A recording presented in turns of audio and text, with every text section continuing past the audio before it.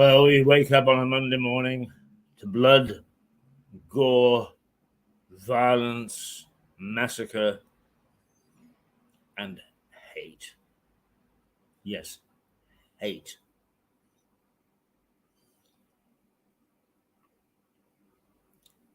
Hamas terrorists from Gaza invade Israel, spray a small town with machine gun fire, kidnap up to 100 festival goers, break into houses, abduct families, all in the name of their, let's put it bluntly, all in the name of hate of Israel. I don't care what their complaints are. If hate can create this sort of mayhem, then it's time that we found a way to eradicate hate.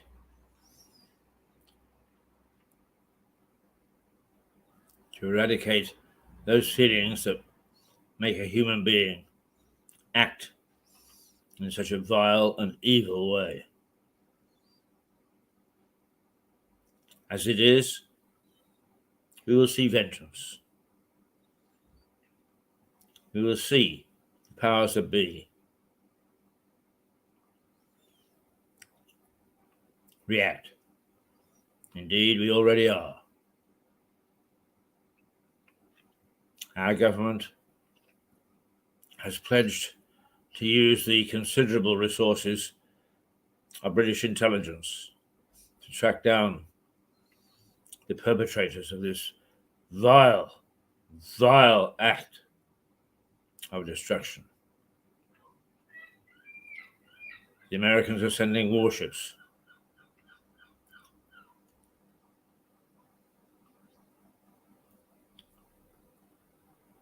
The rest of the world stands by in horror, with one or two exceptions, condemns the perpetrators of this vicious attack on a sovereign state. It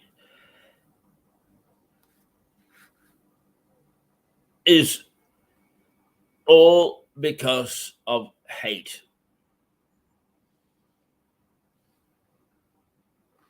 Why do people hate? God only knows. How does hate embody itself in the human psyche? God only knows. But it does. It needs eradicating. And there will be those who put their feet up and tap their chins with huge wisdom and say, yes, got to do something about Iran. Got to do something about Hamas. Got to do something about Palestine. And all the while, those same people are filling our social media with bile.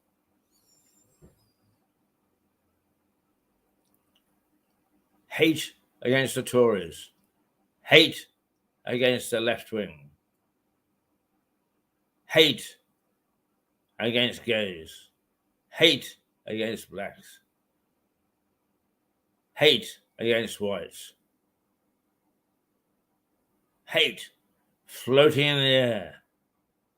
I just hate those people. I just hate that situation. I just hate.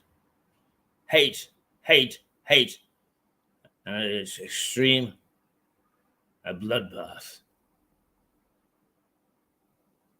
And as long as we fuel hate as we do on a daily basis, and I'm probably as guilty as anybody else.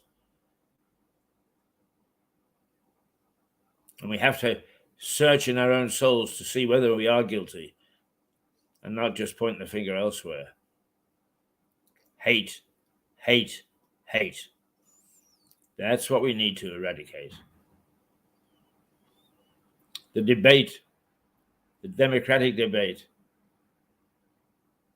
which we think that we have, we think is healthy, needs to be untouched. That is healthy division, healthy divisiveness. But hate, hate, hate, generated on the streets of even a small town like this. And when it's generated here, it will find its way right to the very top, resulting in a bloodbath such as this.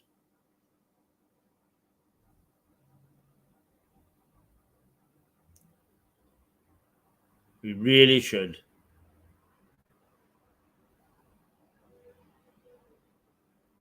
look at ourselves very carefully.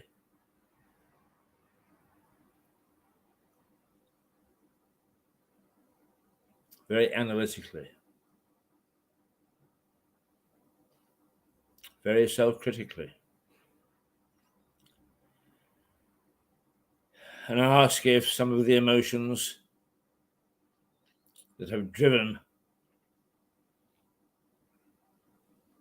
a particular group of people to gun down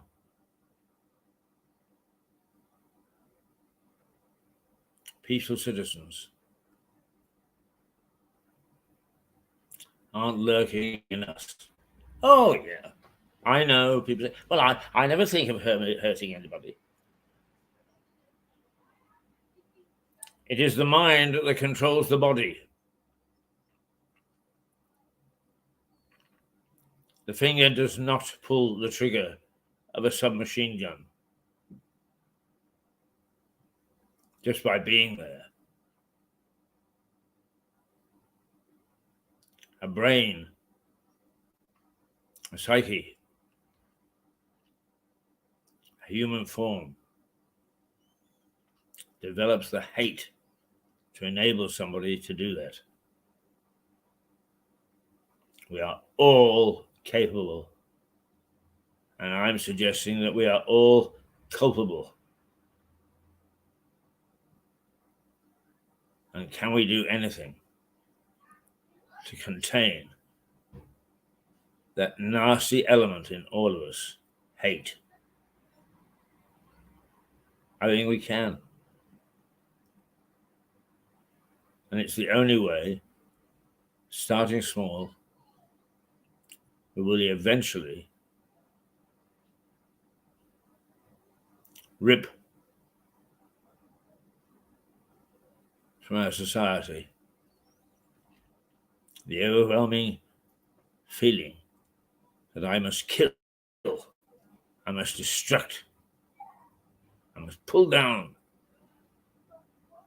I must slay those that I don't like. It is something that we need to address. And yet how? I think only looking inside ourselves in as objective way as possible can we get to the root of such evil.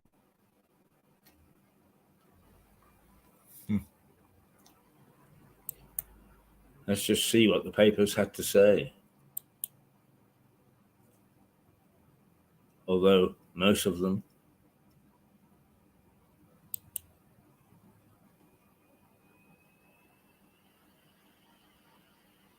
with the exception of the Mirror, the Sun, and the Star, one would expect not from a star. All of them headlines telling of the mass destruction that took place over the weekend. The Metro, the headlines: 600 Israelis killed and 100 taken hostage, and Hamas is boasting about it. Its headline really is just one word: merciless. Then it goes on to say 370 militants and civilians die in raids as Israel wreaks brutal revenge. A new level of horror as Middle East erupts, the Metro says. In Tel Aviv, a woman is comforted after a rocket attack, while in the Gaza, a man surveys rubble left by an Israeli air raid. The paper reports Israel launched ferocious revenge attacks after Hamas militants killed more than 600 people and took 100 hostage in the bloodiest day of terror in 50 years against the Jewish state. The FT, Israel at war after deadly Hamas attack. The FT pictures Israeli security forces walking past a police station close to the Gaza Strip that was destroyed after the Hamas militants stormed the area. The paper's lead story notes that Israel has cut off the supply of electricity, fuel, and goods to Gaza. Front page insight by Andrew England says the attack is a pivotal moment for a nation which has long prided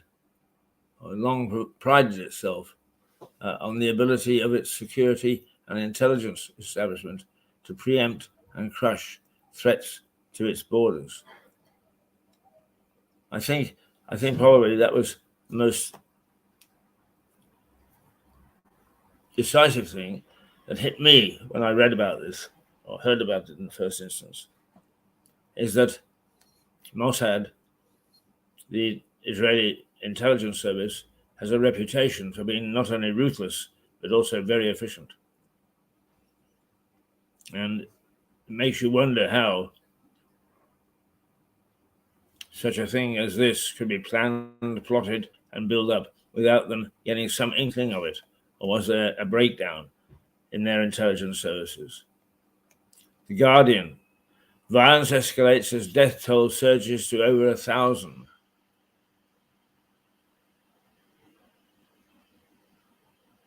The Guardian reports that the US Secretary of State Antony Blinken has described the Hamas assault as an indiscriminate terrorist attack. The lead story also highlights Israeli Prime Minister Benjamin Netanyahu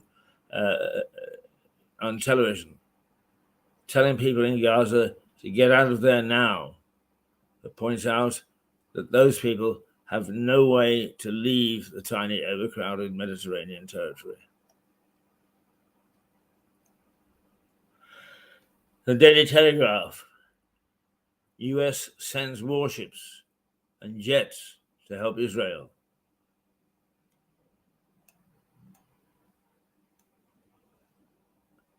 The Telegraph top lines on the US sending warships and fighters to support Israel in a show of strength against Hamas. It also writes, Britain has offered to share intelligence with Israeli troops, with Israel, following what the paper describes as a major intelligence failure. On the right of this page is a following what the paper describes as a major intelligence failure. On the right of the page is a picture of smiling Shani Luke, who has been identified as the woman whose naked body was paraded through Gaza after militants stormed a festival in Israel. Just how wretched and vicious and nasty it's become to defile a dead body, but to defile it in a way that will hit home that this lady,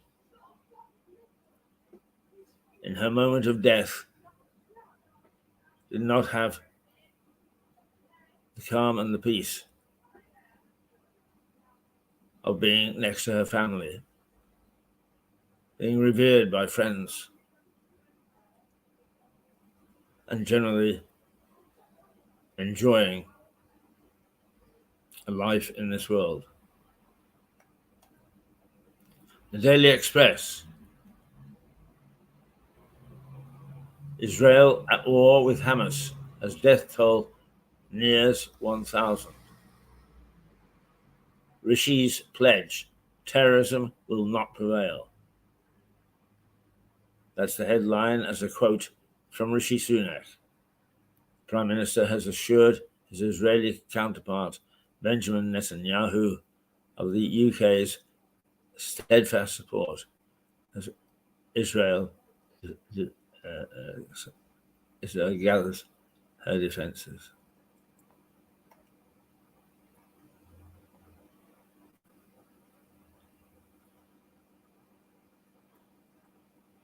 The Times: stunned Israel goes to war. The Times focuses on Israel massing tanks on troops on the border with Gaza.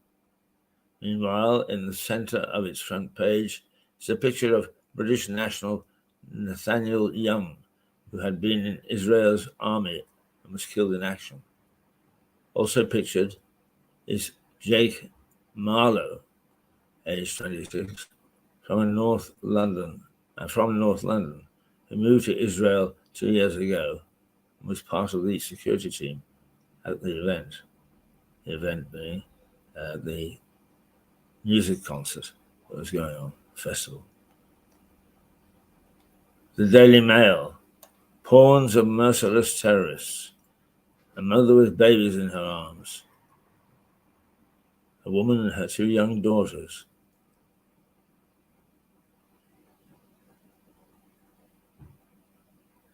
A distraught boy of 10.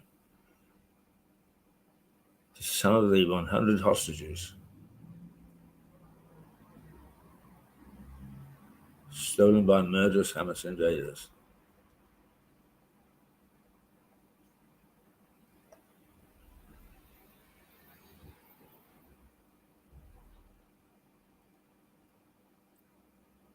The text accompanying this front page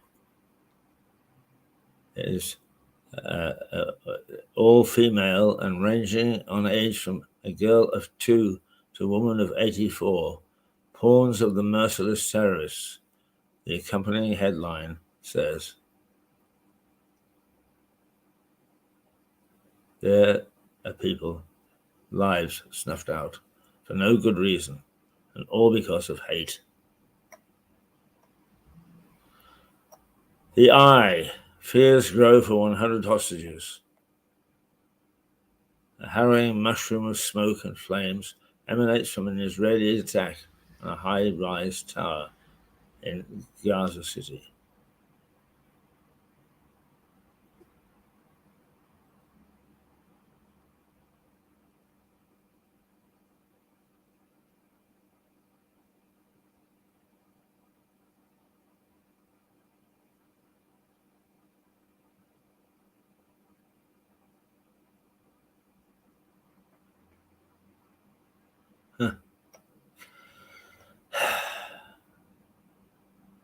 Harrowing mushroom of smoke.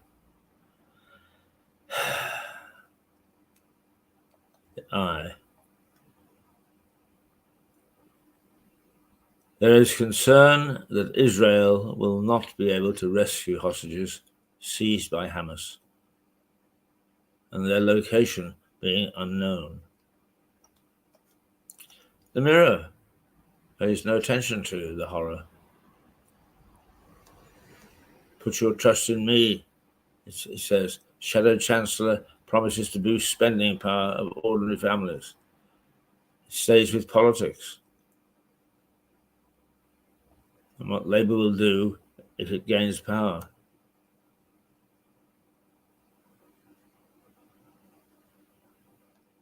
The Sun. Cowell. David's a Wally. Sun. Simon Cowell is said to be livid at David Williams' accusations. He was secretly recorded in a High Court writ. Williams, a former Britain's Got Talent judge, has launched a legal claim against production company Fremantle. Elsewhere, the return of another high-profile TV show is marked as agreed. AJ Odudu is pictured.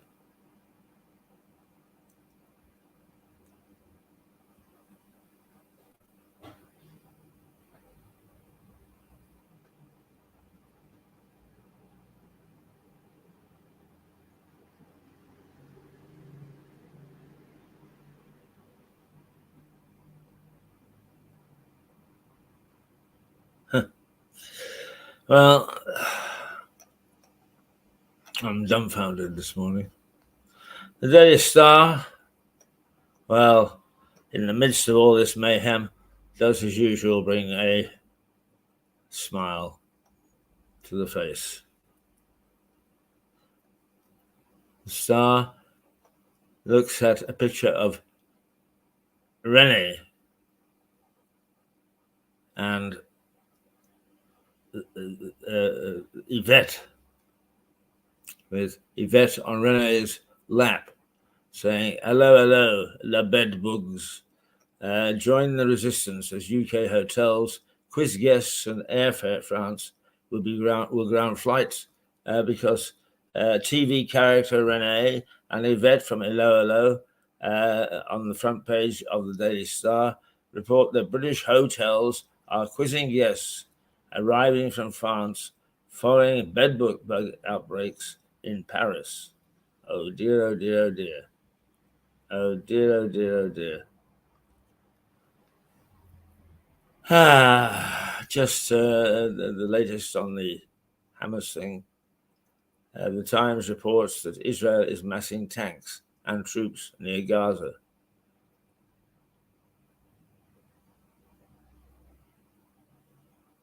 It's going to be hell.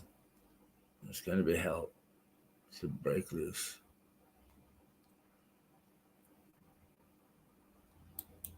The weather for Lewis, 22 degrees. Right now, it's 12 degrees. It's going to be a cloudless sky all day. You've got great peels of sun.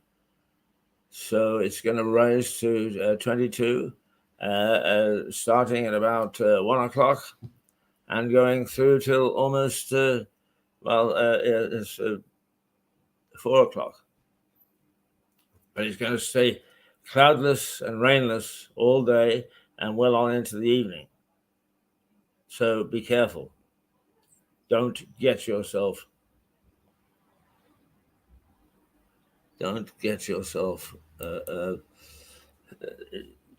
burned or otherwise tampered by the weather. Be careful when you're out there today. Okay, let's just go back to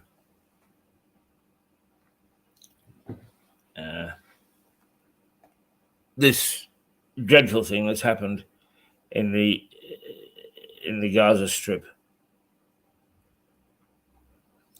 An assault totally unexpected. People in a music festival turn around to see gunmen in military uniforms streaming towards them. People having their doors knocked on to open them to a violent-looking figure carrying a Yuji. It's incredible to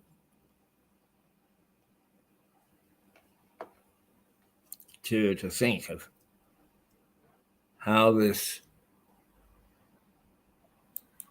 is impacting on the world this morning. It really is beyond belief. I take this a little.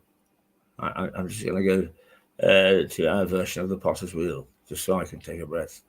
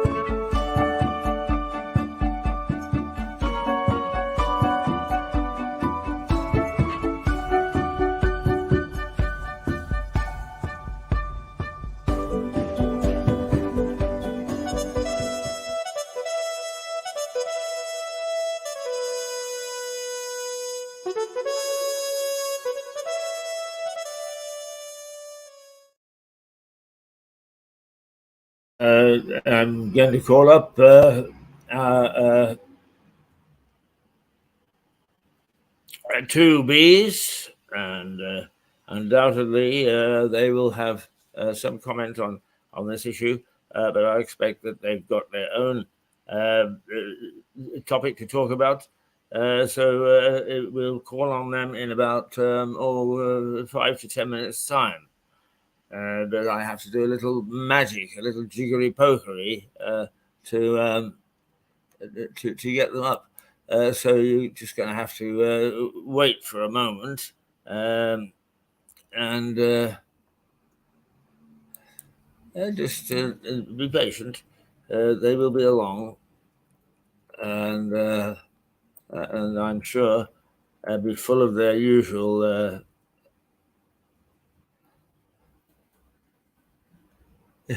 usual banter, as well as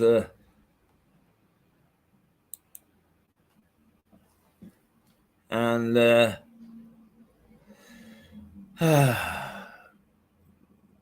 don't know, they call it banter or crossing swords. I know just how good friends they are, so I don't get too upset when they call spade a spade with each other. But it's one of those things which is it's good, and a number of people have mentioned this to me, that they enjoy the banter as much as they enjoy the informative chat that these two gentlemen perform. I should tell you that a little later in the day at 10 o'clock, we are going to Normandy, as we normally do now, to Harry Atherton, our French connoisseur, but also a man who has traveled widely. There are only a few people who have been to more countries or worked in more countries than I have.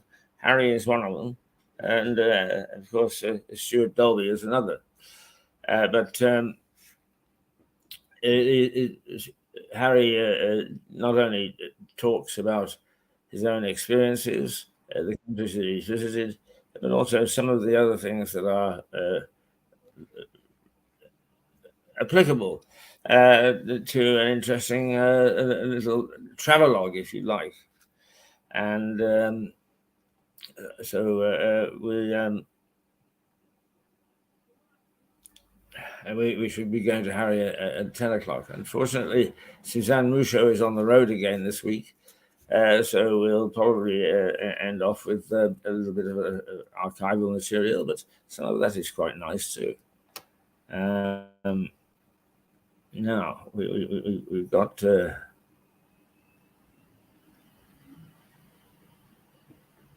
yes, there we go. Yes, we've got Richard in the stable, as it were, standing by. We'll just wait for a moment or two for Philip to join us, and then we'll be on our way. And plenty to talk about this morning.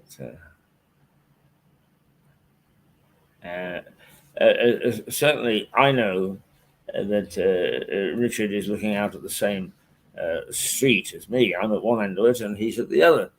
And beautiful weather and can be seen. And I suppose really this moan. We always moan about every part of the weather. But it really has been a delightful, as they call it, Indian summer. And I think that the Indian summer is...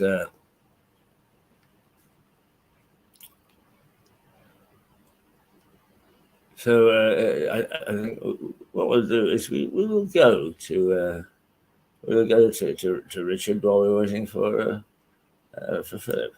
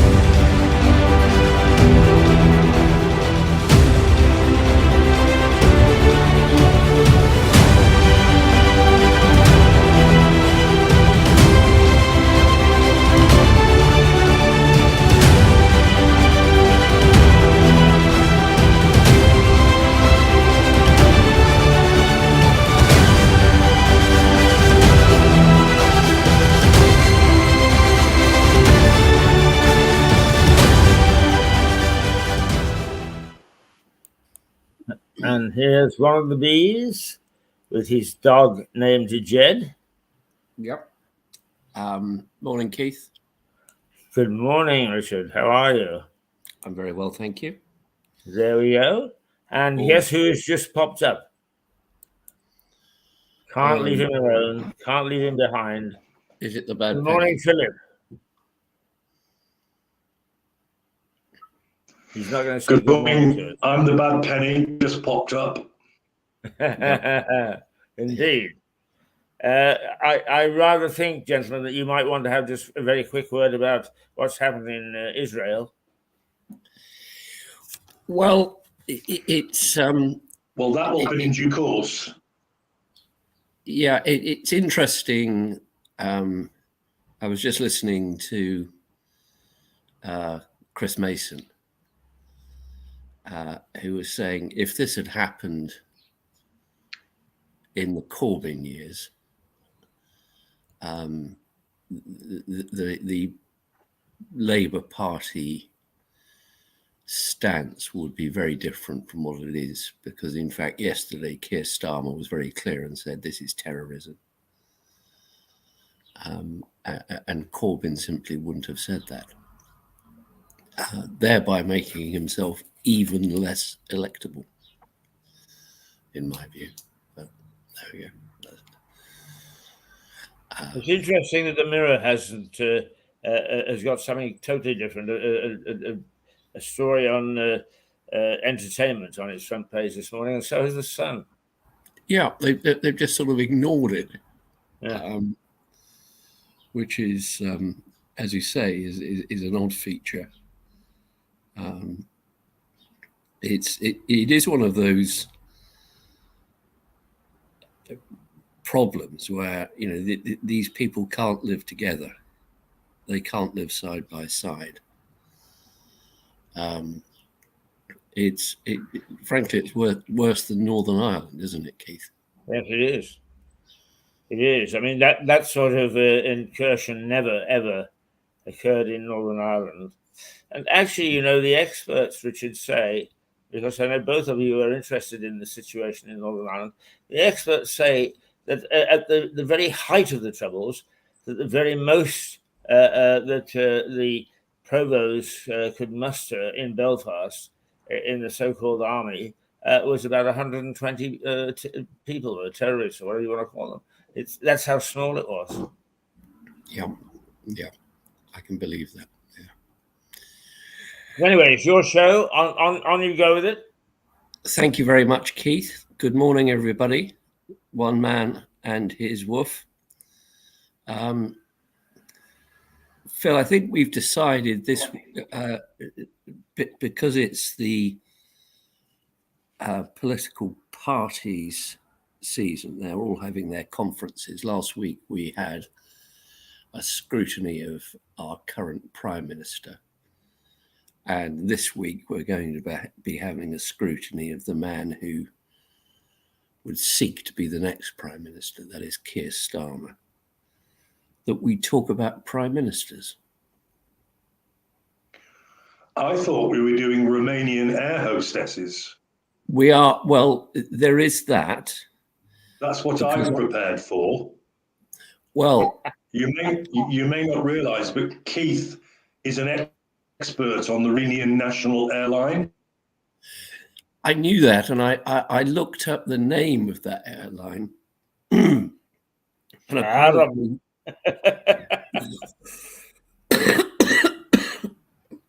apparently it stands for Young Women Who Like Geriatrics. And that's the name of the airline. So that's what Google Translate confirmed for me. Yeah. So Keith's been flying with them for years. Well, absolutely. Keith has travelled a great deal, and I know for a fact that he insisted on using that airline. So the first time I was terrified. After that, I thought, no, this is the airline for me. You know, so even when he was going to Canada, he would go via Romania because it was the only way he could do it. But it gave him longer. Well, it was very cheap. Yes, well, exactly. And it was very cheap to transit through Bucharest, which was completely the wrong way to Canada. Yeah, you had to come back again. But it gave you a lot longer for your Mile High Club. I suppose. Well, on a serious level, Richard, you're right. We decided, didn't we, on prime ministers, and you wanted me to research the prime minister's jury, which I have done. In other words, the 1900s. Well, which is far more interesting, actually, than.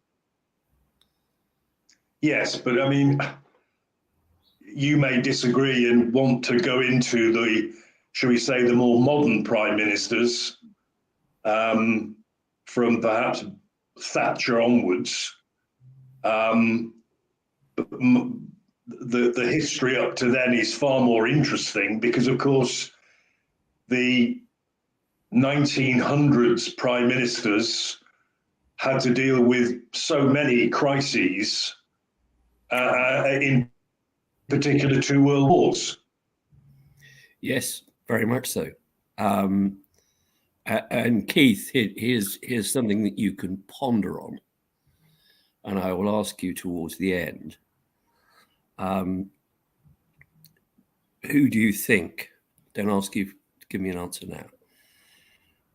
Who do you think were the 3 best prime ministers since 1900? So it doesn't have to be somebody whose politics you agree with,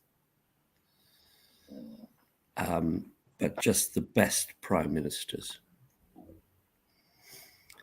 So the as you say, Phil, 1900 it was a time of increasing foment, I think is the term I'm looking for, with Very much so. With the German nation making plans for war, including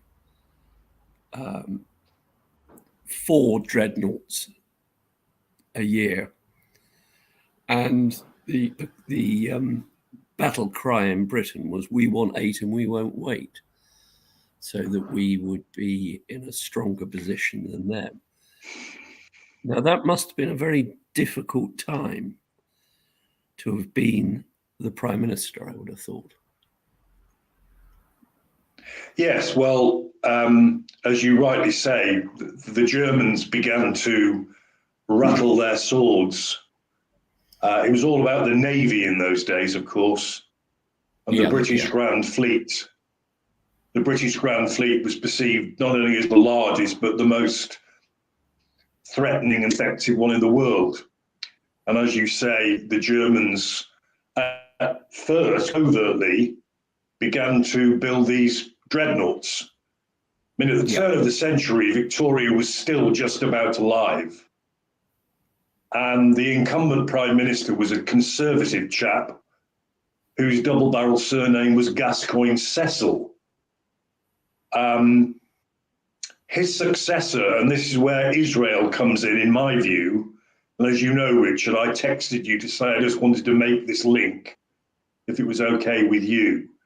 His successor in 1902 was Arthur Balfour, who was a conservative Prime Minister, and he served until 1905. Now, nothing dramatic happened during his prime ministership, but when we move on to Lloyd George, the Liberal Prime Minister who was head of the national government in the First World War, Lord Balfour was his foreign secretary. And it was Lord Balfour. You did promise me you wouldn't interrupt. Well, Philip, this isn't a lecture, this is a conversation. Balfour, of course, came from a political dynasty. He wasn't a sort of one-off. So he was always meant to be, at that time, doing things political because he had sufficient funds that he didn't need to do anything else. But Lloyd George was Lloyd George was an interesting character, wasn't he? Yes, he was a very interesting character in many, many ways. He was known as the Welsh Wizard. If I may just finish what you deem to be a lecture, in 1917, it was Balfour, as Foreign Secretary, who issued the Balfour Declaration, which said the British, it was an open public letter to Lord Rothschild, who was the head of the British Zionist movement. And it was an open letter that made public that the British government supported the idea of a Jewish homeland in Palestine. And the then League of Nations, after the war, gave Britain the mandate to govern Palestine, which had been part of the Turkish Empire. And I just felt that linked in a little bit with the trouble with viewing at the moment. Lloyd George was a serially unfaithful man. As I say, a very interesting character, a very, very wily politician, because he lasted for 6 years. He headed the national government in 1916, and he was Prime Minister until 1922. Thank you, Mr. Google. He was an interesting character because, like many of the others that we could talk about, he had his positive qualities, and you're absolutely right that he steered the country through the second half of the First World War. But he clearly had many flaws, not least of which, as you say, he was a serial philanderer. And it's an odd feature of a number of prime ministers, how they all have their flaws that almost sort of go with the positive side. It's hard. You're right. It's hard. It's hard to find one. It's hard to find one that is in any way perfect. No, because it goes with the power. Well, yeah. You would have thought, for example, that John Major was squeaky clean, but of course, then it transpired that he wasn't. He wasn't.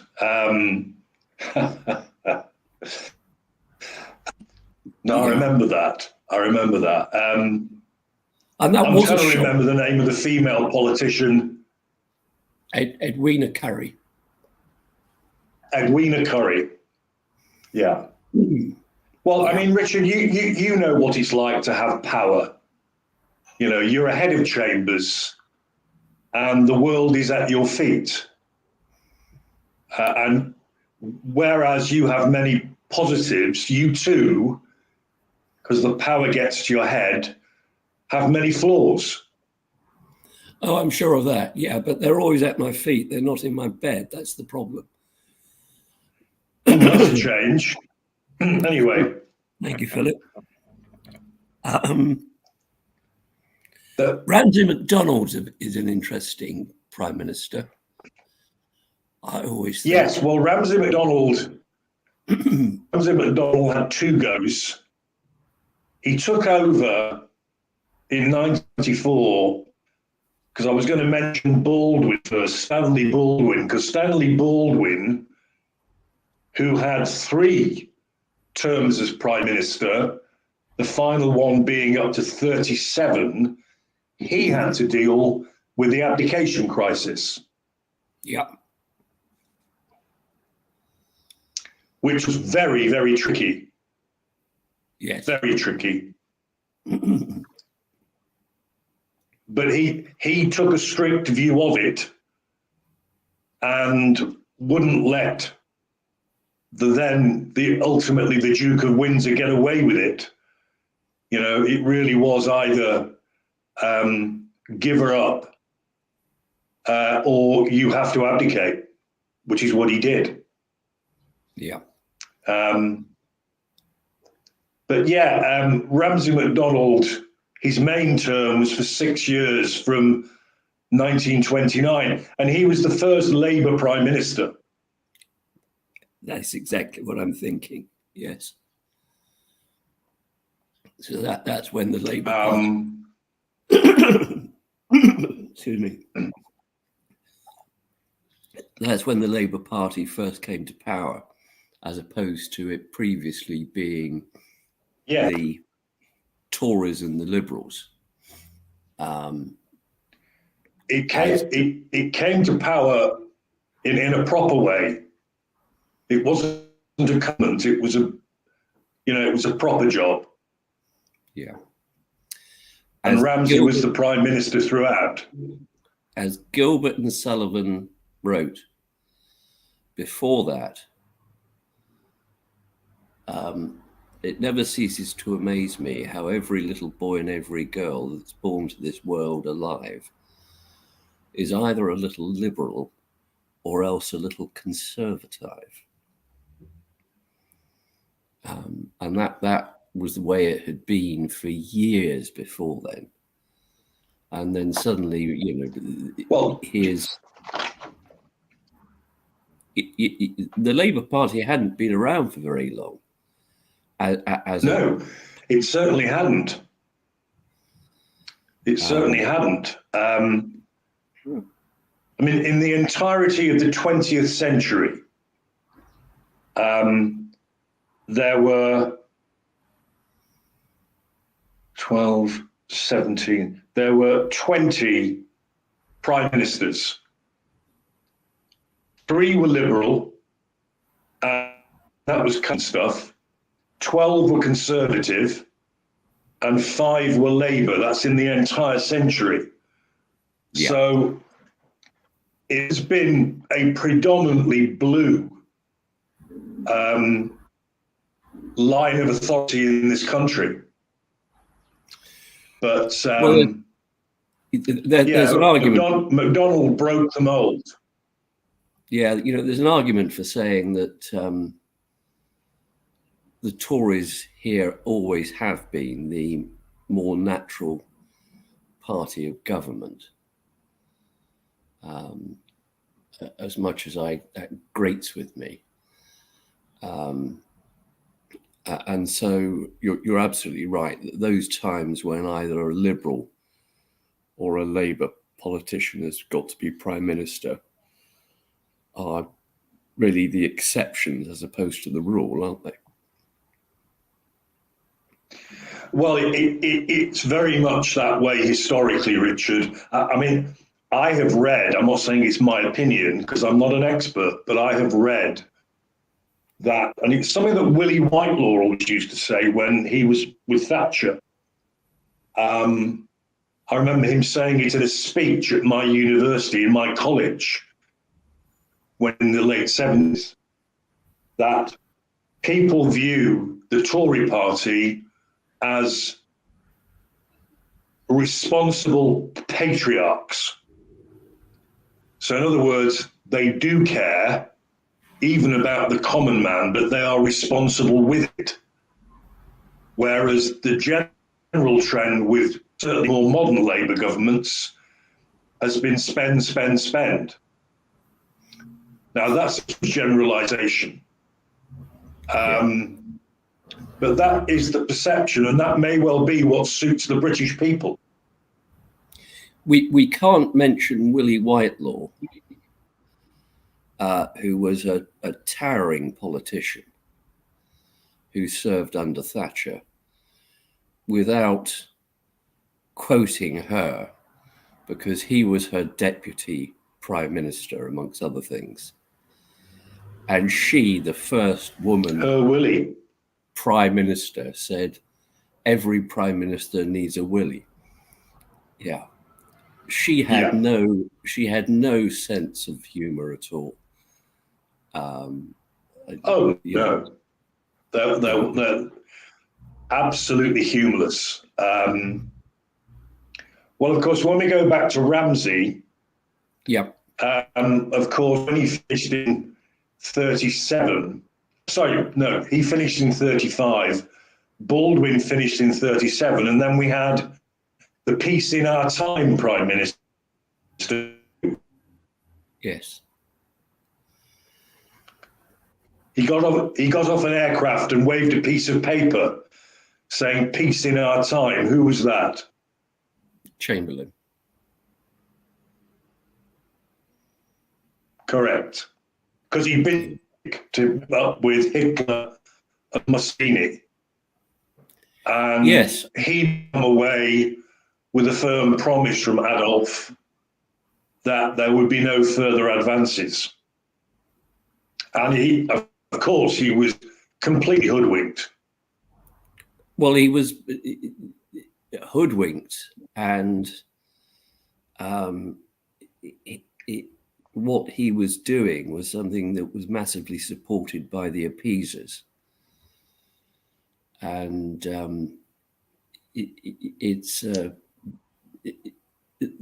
history of this country would be very different had Chamberlain stayed as Prime Minister. But instead, let's talk about.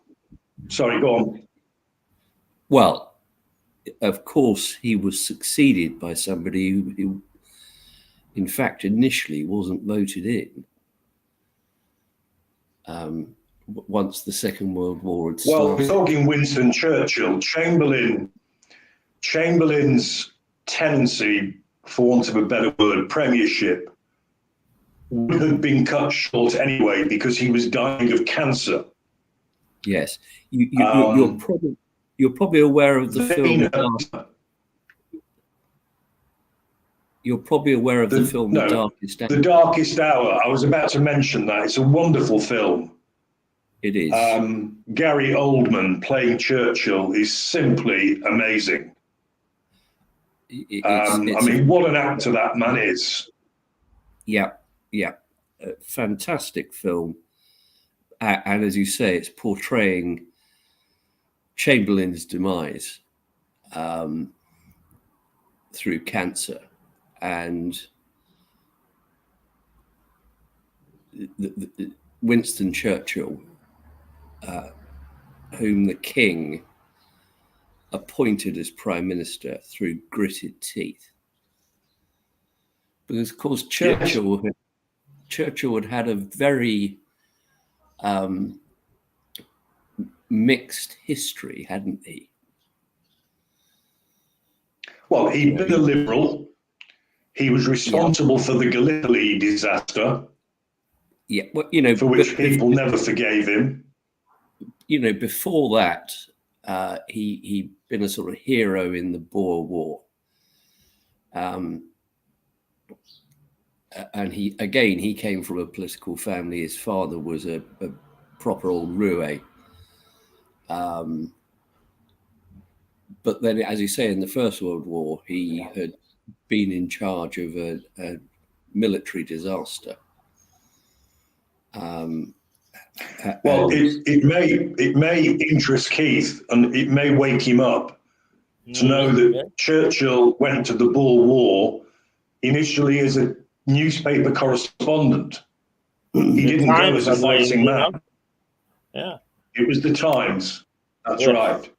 Well, yeah, George VI, who'd been dumped on by his brother, sodding off with you know who,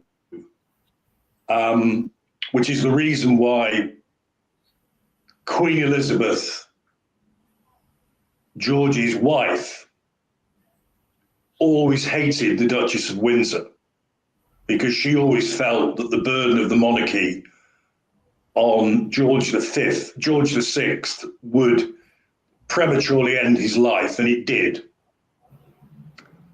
But there's, if you remember, Richard, a wonderful bit in the film where Churchill is at lunch with the king.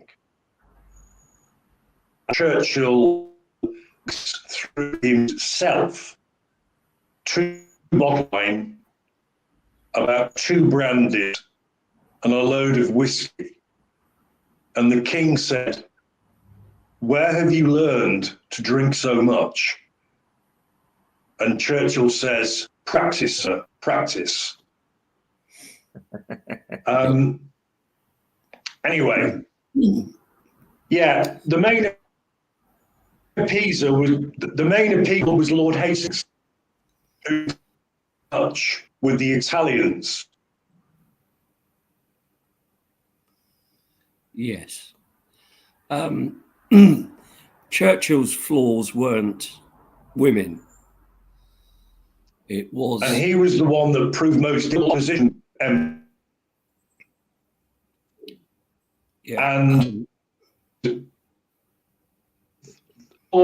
was deadly silent.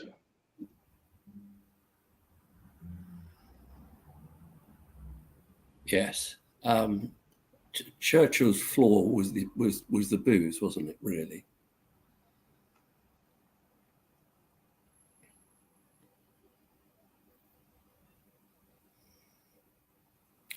I can't hear you, Phil. I don't know if you was just sitting there or whether you've frozen.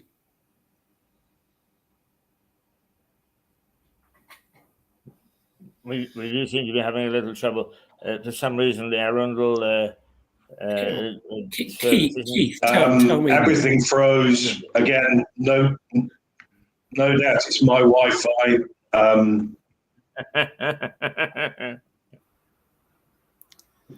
So Keith, tell us this. For what did Winston Churchill win the Nobel Prize? I would have thought that it was something that he wrote. He won, rather bizarrely, the Nobel Prize for Literature. Well, far off then. Yeah. Yeah, because he wrote the 10-volume history of the Second World War. Well, whether he wrote it or whether he got somebody to write it for him is always a slightly contentious issue, because he was always grubbing around for money so that he could do things to his house in Kent. And in dealing with his house in Kent, which union did he join? I'm not quite sure what you mean by which union did he join. A trade union. I would have thought the National Union of Journalists, or whatever the equivalent was. No, he spent a lot of his spare time, apart from doing his painting there, bricklaying. Yes, that's right, he did.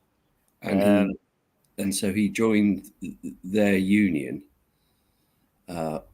which is an odd feature for a Tory politician, but there we go. We've lost Philip, and I'm just going to try and get him back. Okay. But in the meantime, could I tell you? He's come back himself. Good. Good. That there are two stories from Churchill's The Valiant Years. Welcome back, Philip. We lost you for a moment or two.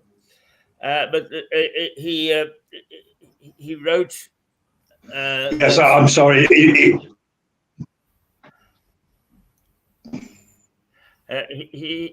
wrote that he was worried that I can't remember whether it's Queen Beatrix or Queen Juliana during the Second World War of the Netherlands, but she planned to let down all the dikes and flood the Netherlands to stop the advancing Germans. And he didn't want that because he saw that as a landing place for any D-Day and in return to the continent. So he sent a telegram to her saying, "Hold water till Jerry arrives. Signed, W.C."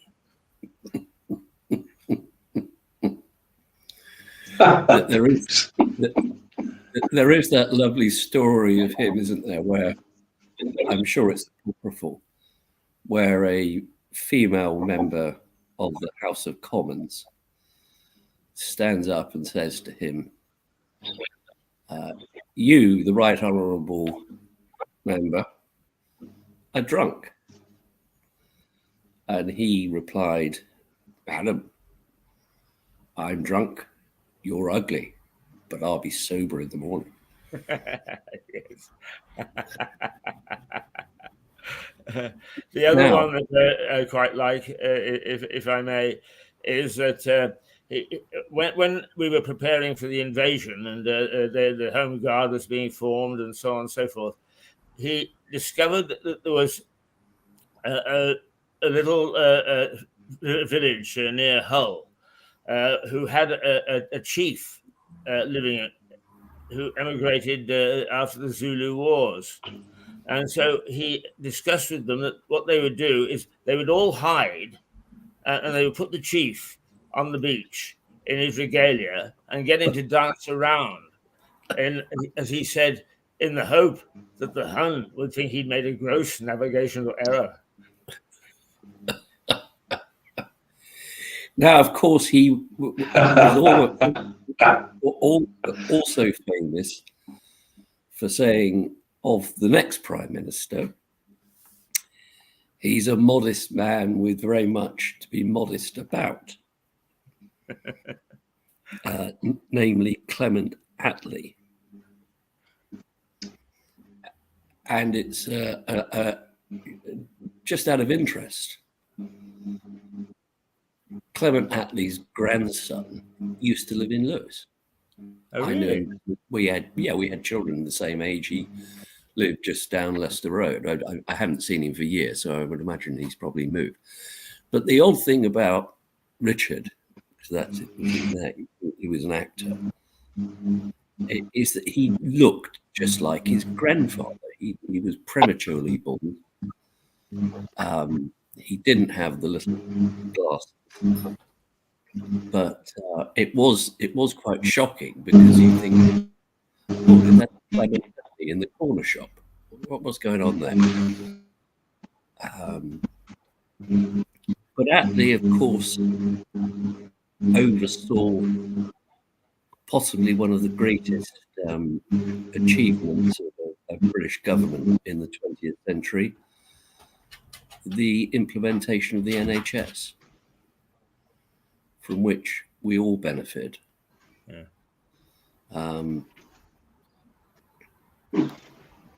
Yeah. Well, then he achieved more than that. The first thing he achieved was an absolute land secretary for the Labour Party. Oh yeah, yeah. Albeit Because it was a Churchill landslide. came. Yeah, It was huge. Yeah, Albeit- Churchill came back for another 4 Yeah. years, yes. but that wasn't until 1951.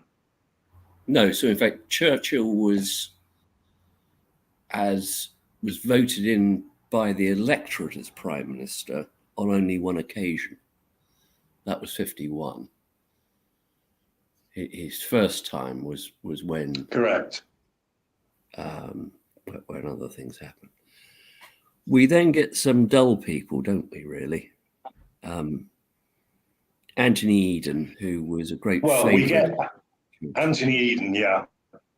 I think he oversaw, Keith will correct me if I'm wrong, I think he oversaw the Suez crisis, but then we Harold Macmillan, you've never had it so good, was his motto. Yeah, you know. We had a year of Alec Douglas.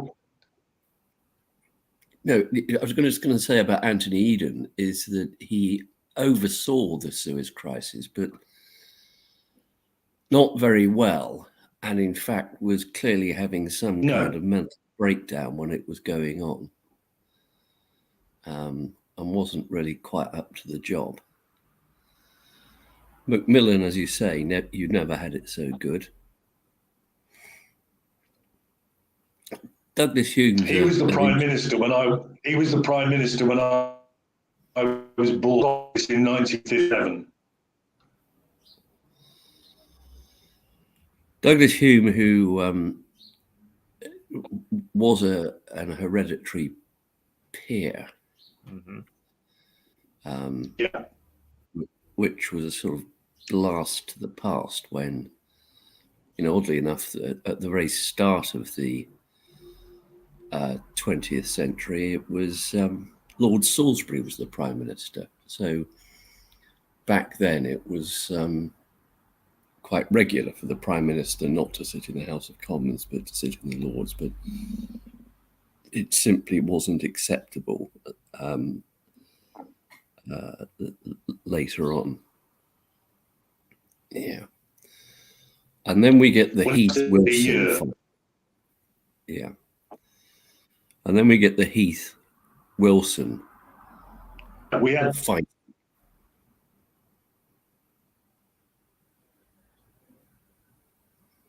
Yeah, Harold Wilson, first premiership 1964 to 70, so that was 6 years. Yeah. When his refrain was about the pound in your pocket has never been worth more. But of course, Britain not by him or his wife, but was governed by his secretary, who was a very formidable lady. So formidable that I've forgotten her name. Marcia. Yes. With the lavender list. Yeah. When and you see, he's another interesting character because he clearly had some kind of early onset dementia towards the end of his time as a politician and became extremely paranoid. And I thought that the secret services were after him. And the poor fellow really suffered from that. He was an incredibly bright bloke. He was probably, I would have thought, the brightest of these prime ministers that we've spoken about or will speak about. You know, he could have been a very high-powered academic. And also he was able to display things that maybe nowadays are more commonplace. The use of his pipe as a means of absolutely, giving him and he used it as a gesturing tool. Yes, absolutely. Yeah, and he knew what he was doing.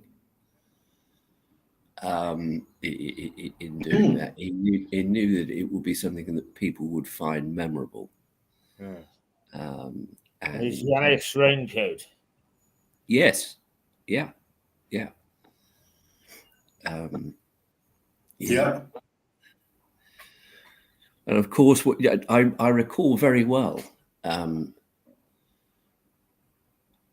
It was a lunchtime, and I'd gone home for lunch from my school, which was across the way. And there was just this announcement saying Wilson's standing down. And I think in a way it's a shame that at that stage, Callaghan got chosen as opposed to Heath. I think Healy. Sorry, what am I talking about? Yeah. I think Dennis Healy was one of the prime ministers we missed. And I know that the very left wing of the Labour Party wouldn't have accepted him. But again, a bright fellow, lived in Sussex, as did Callaghan. Yes, both of them did, within a few miles of one another. Yeah. In fact, within a few miles of us. Well, exactly, yeah. Just up the way. But I do get the feeling that Healy would have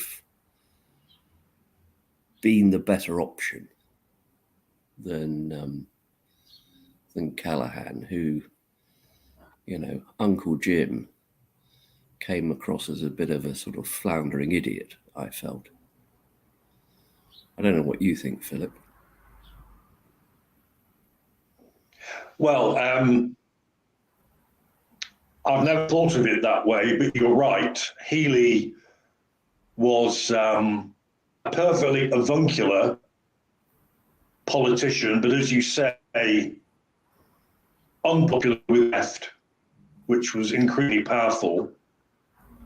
Of course, his infamous comment about Geoffrey Howe, he said that hearing a speech or a challenge from Geoffrey Howe was like being mauled by a dead sheep. Yes. Yeah, very good. I think he also had the most amazing eyebrows. Yes, he did. And then I suppose we come on to a very significant figure, which is Thatcher, Margaret Thatcher. Well, hang on. You've mentioned somebody inadvertently. Between the two Wilson administrations, there was, of course, Ted Heath. Yeah. And Ted Heath, he was the 3-day week man. He lived in a lovely house. And I remember those days. Yeah, he lived in a lovely house that was just next to Salisbury Cathedral, and Yeah. had a very privileged life, obviously. Well, had he stuck to yachting and piano playing, both of which he was very proficient at, the country would have been in a better state. No doubt at all. But there we go. Anyway, And it was because it was because of the weaknesses displayed by Wilson latterly, Heath, and then Callaghan. It paved the way for Thatcher. That's why she got in. Margaret Hilda Roberts. That was her maiden name. It's always said in Grantham, where she grew up. Who quoted or cited Saint Augustine. Yes. It's always said in Grantham, where she grew up, that her father, who ran some sort of shop, during the war, when there was rationing, provided the housewives of Grantham with a little bit extra if they'd give him a little bit extra back. I don't know if that's true, but if you go to Grantham, it's it's a common thing that's spoken about there. I know people from there. Extraordinary, towering figure, really, wasn't she? Oh. It was Napoleon, wasn't it? You said that England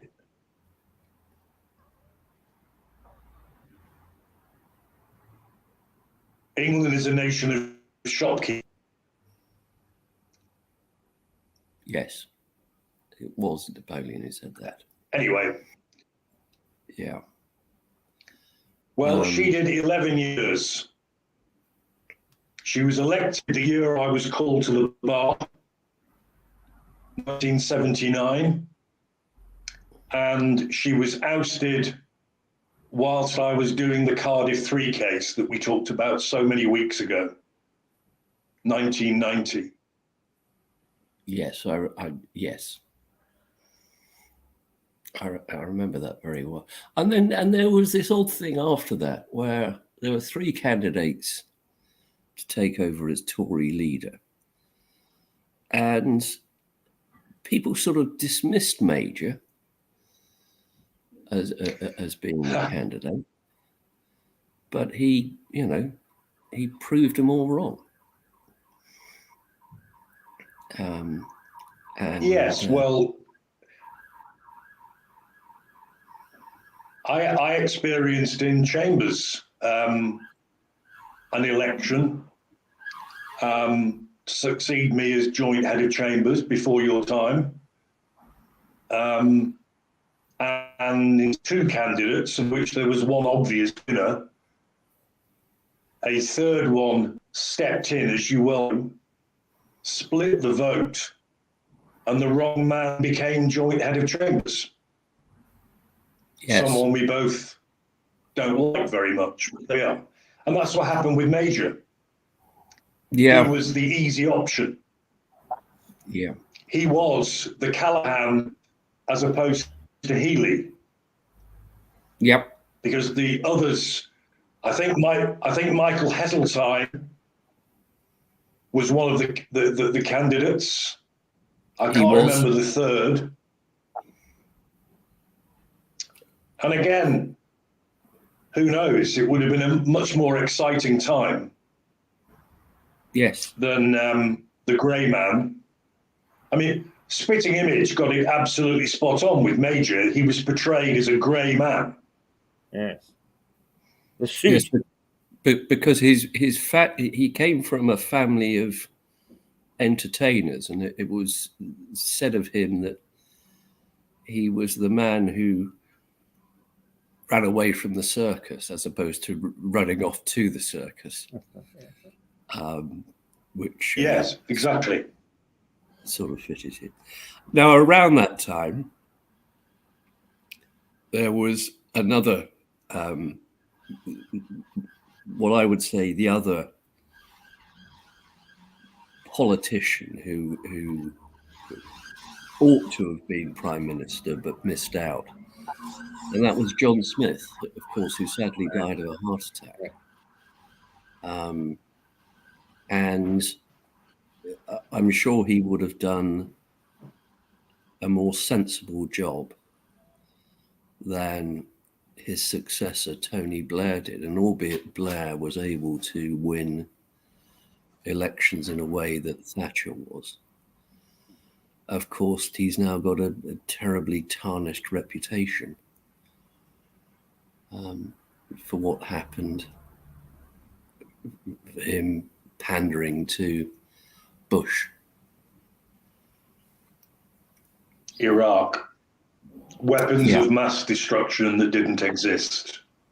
Absolutely right. Absolutely right.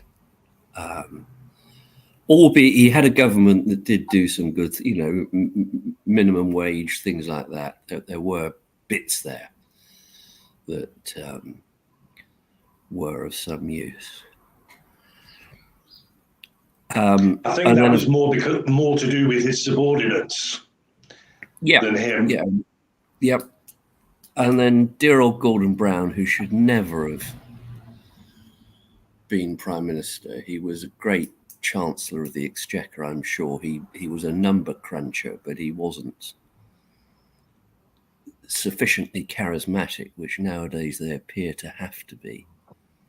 It's hard to imagine Attlee becoming prime minister nowadays. Simply the party wouldn't vote for him, let alone the electorate. And after and after him, we've had a series of Tories, none of whom I particularly want to talk about, I confess. You skipped Blair. Sorry? You skipped Blair. No, I didn't. You passed over him very quickly. Yeah. I have little time for the man. Well, as you say, Richard, this is a conversation. You both remember there was a well-known vaudeville song came out. The title, Lloyd George Knew My Father. Yes. Were you aware of that? I was. Well, I was taught law at Durham University by Tony Blair's father, a chap called Leo. Leo, yeah. Yeah, who had been a very successful QC and suffered a minor stroke. Gave up advocacy. But when I was at Durham with him, I had no idea about Tony whatsoever. But Leo then was a card-carrying member of the Tory party.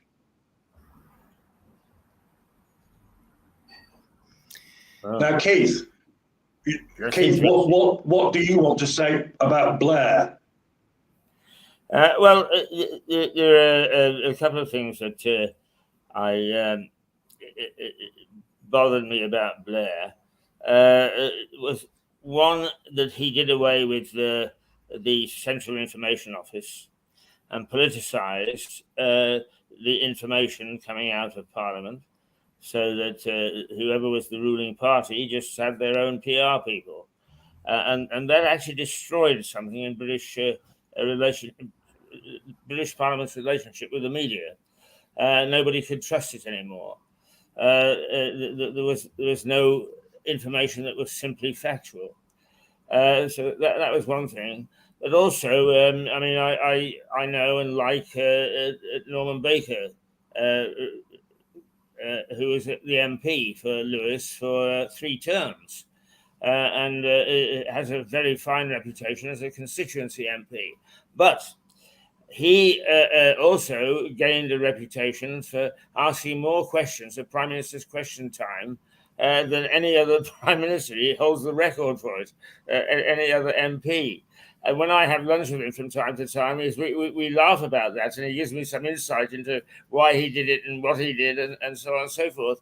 But there is no question in my mind that Norman Baker wrote a book about the Iraq situation, the weapons of no destruction, called The Strange Case of Dr. Kelly, the so-called suicide of a forensic expert from the government.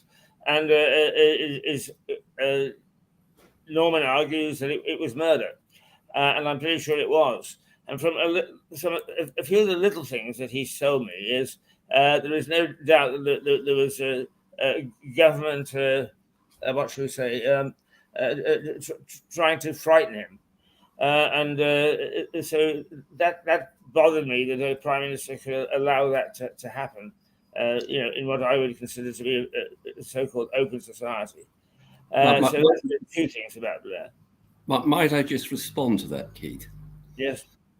I read that book. I wrote a review of it for a local rag, and they wouldn't publish it because he was one of their writers. Two things about it. Firstly, that he concludes it was Mossad agents who killed David Kelly, who came up the Thames on a rib, a floatable boat, which is just ludicrous. And secondly, Norman didn't even have the decency to talk to the widow or any of the family before he published that. And their grief must have been compounded by knowing that somebody was writing without asking them their views. So I regret to say that I can't agree with you, Keith. Sorry. Yeah. Well, I mean, we would debate that. I mean, my recollection, it's been some time since I read the book now, is that in fact he prevented from talking to the widow. No. Okay. No. Well, you and I will have a nice debate about that. Yeah, but also the idea that it was, Mossad who did it. Well, that I don't recall, to be quite honest with you. Yeah, I thought we left it open, that it was simply... that's his conclusion. Whether or not it was murder is one thing, but the idea that Mossad are having, row your boat gently up the Thames and then going and killing a bloke, it is just farcical to my mind. Yeah. And I think you would agree that the actions in the way that they handle the media people and so on with the initial information was really frightening. Yeah. He was a man who was under a vast amount of pressure, was Kelly, and he hated the publicity. Yes. And for my mind, I have little doubt that he sadly took his own life. That's interesting. Yeah. But anyway, I have to agree with Richard there. I think the man was under such pressure, so it was a suicide under enormous pressure. And as a scientist, he would have known how to do it. Yes, exactly. Of course, we mustn't leave the name Blair without mentioning his spin doctor, who was That Alistair. dreadful man, Peter Mandelson. Oh, Mandelson, that's right, yeah. Well, who did you think I meant? No, yeah. I think, yeah. I mean, I think that those people who find themselves in those positions of power are evil, because they simply give one side of any story. They never give both sides. They only give what is good for the boss, or for the party, or whatever. And I'm sorry, but an open society, if you want an open media, it can't operate like this. It's an odd feature. Well, Sorry, Phil, you go ahead. Well, as Richard has said, Keith, the remainder of the prime ministers up until today, we are being governed by an unelected prime minister. And Cameron was as bad as Blair in many ways, and he was responsible for the fibs that led to Brexit, in my opinion. And we then go through the rest of them, including Boris, the short-lived Liz Truss, and now Rishi. And that's where we are today. Yes, yeah. Could I just come back to Tony Blair and point this out? That his wife is the daughter of an actor. And he was an actor who played the son-in-law in a very famous 70s sitcom. Till Death Us Do Part. Absolutely right. Which means that he played Al Garnett's son-in-law. Yep. Which means that Tony Blair is the son-in-law of the son-in-law of Alf Garnett. So that probably speaks volumes about it. One of the things that I felt very sorry for Tony Blair was, and it just shows how careful, once you start to manipulate the press, is that the press will come back at you, is that a picture was taken at some convention of Cherry Blair with two little fags coming out of her head, looking like horns. And Little John gave her the term the Wicked Witch, and it stuck. Yeah. Right. I'm now going to ask you 3 best prime ministers since 1900. I don't know which of you wants to go first. I haven't been thinking about that because you posed the question to Keith. Right. So perhaps Keith can go first. I choose, I've been mulling it over. I choose 3 women. First of all, as you might expect, because I mentioned it before, Indira Gandhi. No. This is British prime ministers. These are people that had great influence on Britain at the time because we had weak prime ministers ourselves. Sorry. Golda Meir and Margaret Thatcher. And knowing me as you do, you might guess that that's who I would choose. If I had to say British prime ministers, of course I would plump for Churchill. I think his wartime premiership was incredible. It was quite remarkable. I would stick with Margaret Thatcher, and I don't know. I might have. I might well have said I wish that John Brown had become prime minister, because he was an impressive politician. But what I would say, just in that, if I may, Richard, is that during Margaret Thatcher's premiership and afterwards, I thought you said that Michael Heseltine would be colourful, but I thought that he was a very selfish man and that he kept popping up and interfering with premierships because he wanted to be there himself and caused a lot of trouble. Yes. Philip? Oh, could I say one other thing before Churchill, without a doubt. No, yeah, well, sorry, Keith wants to say one further thing. Yeah. I actually went to cover a Conservative conference in Brighton and sat very close to the lady whose name was with me for a moment ago. The lady who took on the God, now both names have gone because one has the suit. Who was the suit? The colourless one. Major. Yes, John Major. I'm sorry, sometimes this happens. I know who I'm going to talk about as I start, and I'm going to finish. And Edwina Currie. And I sat close to Edwina Currie, and by God, the sexuality that came off that woman was incredible. One of the most exciting times I've ever had at a Conservative conference. Calm down, Keith.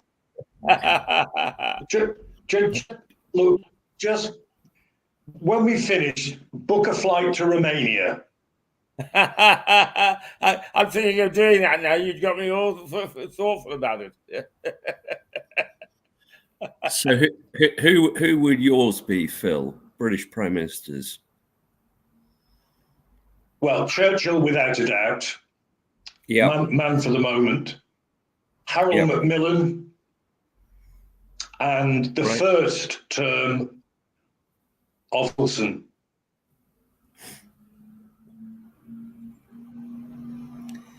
You see, I agree with Keith that even though I frankly despise the woman, I think Thatcher has to be there. First place has to be Churchill. And I think for what he did for all of us, I would have Clement Attlee. Modest man, but in fact, a lot to be proud about is the way that Churchill took. Yeah, I can see. Yeah. I can see that. Yeah, I think Churchill was very unkind to him, actually. Yes. Yes. Now, chaps, I've got to go because, strangely enough, yes, all right, you're working. I don't know yes, if you all recall, right. some of us work. Well, we've been on for an hour, and I think that no matter how subject it may be, it's an hour is long enough. But that was an interesting topic. Yeah. We'll see you Friday, Keith. Good. I look forward to that. And have a good day, as it were. And I do want to talk to the two of you, as you know, but only when you're not required at the bar. Okay, right. Well, I will, when I walk the dog past the black horse, I will see whether or not your scooter is outside. All right. And pop in if it is. Yeah. Okay, I'm away, chaps. Okay, thank you, Richard. Thank you. Oh, have you've gone too, Philip? You both gone. Right. Okay. Well, the two Bs. Interesting discussion for those of you who are interested in English history and a chat about the prime minister that we've had since 1900, and it indeed. Oh, hang on. Let's. Indeed, the overlying theme of this channel is history and crime, and that gives us a good insight into the history that imposes itself upon the law. And indeed, I did want to ask them a couple more questions, but it goes out of your mind as you get towards the end of the program. Okay, let's take a little bit of. We'll take a very brief visit to the